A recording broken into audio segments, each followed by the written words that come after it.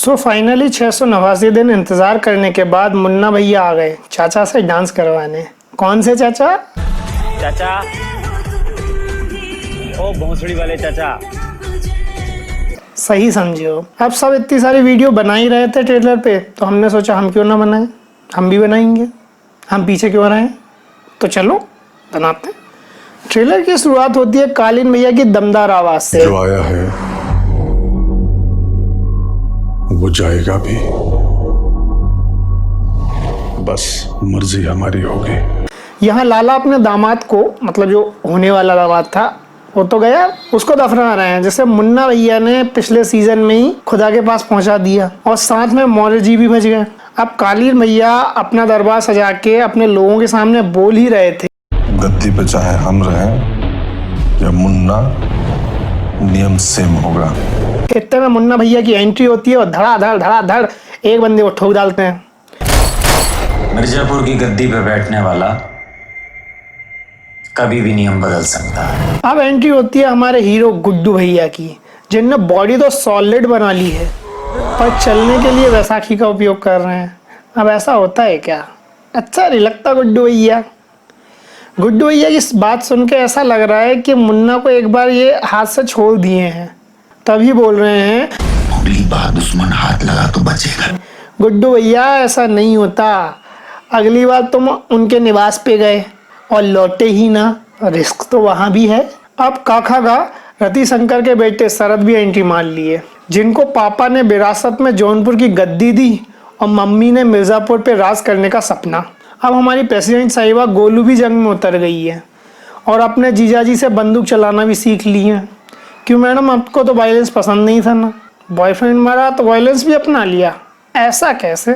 कालीन भैया को अपने आप पे बहुत भरोसा है, मुख्यमंत्री से दोस्ती कर ली है और उनको इलेक्शन जितवाने का भरोसा भी दे दिए। अब हो भी क्यों ना, आखिर पूरे पूर्वांचल के मालिक जो हैं। मुख्यमंत्री जी भी ये बात सुन के जोश में आ गए और एक थप्पड़ जड़ दिया जेपी यादव को। वैसे जेपी यादव को इसकी जरूरत भी थी, बहुत उड़ रहा था वो। गुड्डू भैया ने तो बाल सेट करने की जगह शरद को गर्म हवा खिला दी और हो सकता है कोरोना को गर्म हवा से मारने की कोशिश कर रहे हो। अब कोरोना मरेगा या शरद, वो तो बाद में ही पता चलेगा। मिर्जापुर सीरीज अब सिर्फ यूपी की नहीं बची, बिहार वाले भी आ गए हैं। साला सबको फुटेज चाहिए। बिहार के बाहुबली हैं दद्दा त्यागी, जिनकी हाइट कम है पर पावर सॉलिड है। और ये क्या, इनके बॉडीगार्ड बिग बॉस हैं? क्या बात कर रहे हो बिग बॉस, आप यहाँ क्या कर रहे हो बिग बॉस? आप अपना देखो ना, वो सोलेमान भाई आपको याद कर रहे हैं, वैसे ही 450 करोड़ लेके बैठे हैं, करते धरते कुछ है नहीं।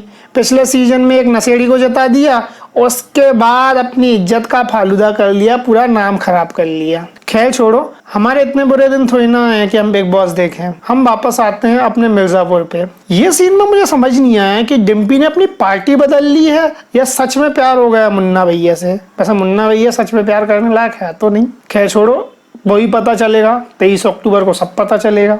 बाबूजी ऐसा ना करो बाबूजी, डिस्कवरी में बुड्ढे शेर को देख देख के खुद को भी शेर समझ लिए हो क्या?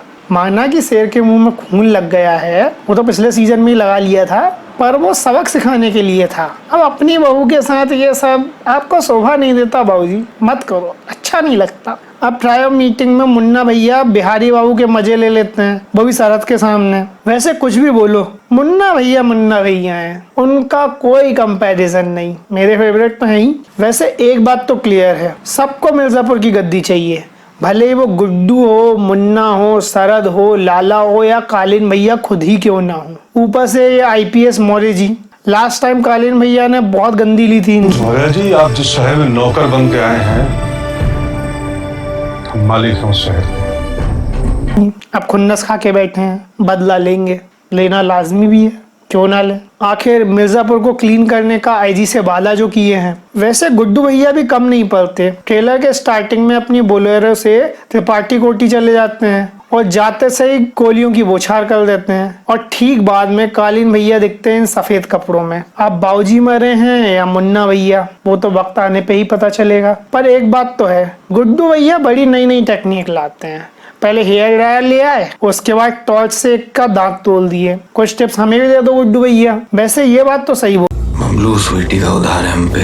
चुकाना है। अब आप ना सिर्फ गोली चलाओ, दिमाग चलाने का काम गोलू का है। वैसे बाबर याद है आपको, गुड्डू और बबलू का राइट हैंड? हाँ, यही वाला बाबर। भले ही बाबर मकबूल का भांजा है, पर इस जंग में दोनों भी एक दूसरे पे एक बंदूक तान दिए हैं। आखिर दोनों भी वफादार हैं अपने अपने मालिकों के लिए। चारों तरफ भौकाल है, कभी भाभी अपने खुद के ऊपर बंदूक तान देती है और कभी डिम्पी को कोई घसीटने लगता है। और सिर्फ ट्रेलर में इतनी गोलियां चली हैं जितनी गैंग्स ऑफ वासेपुर की पूरी मूवी में नहीं चली होंगी। ट्रेलर में दो चीजें तो भर भर के डाली हैं, पहली गाली और दूसरी गोली। खैर छोड़ो, वैसे पूरे ट्रेलर का सबसे आइकॉनिक सीन जो 90% लोगों ने मिस किया होगा वो ये है, गुड्डू भैया अकेले मुन्ना और शरद को दबा लिए हैं। आखिर बॉडी बनाए भी इसलिए ही थे, इतना तो बनता है। और जब दबा ही लिए हैं, घर जला ही दिए हैं, तो डायलॉग क्यों नहीं बोलेंगे? डायलॉग भी बोलेंगे, क्योंकि पैसे तो डायलॉग के ही मिलते हैं। अब हमको बदला भी लेना है और मिर्जापुर भी। वैसे आपको सबसे अच्छा सीन कौन सा लगा पूरे ट्रेलर में? कमेंट करके जरूर बताना। और 23 अक्टूबर तक वेट करिए, हम फिर से आएंगे मिर्जापुर 2 के बेस्ट सीन्स लेके। तब तक आप चैनल को सब्सक्राइब कर दो, नहीं तो बुलाएं चाचा को डांस करने के लिए।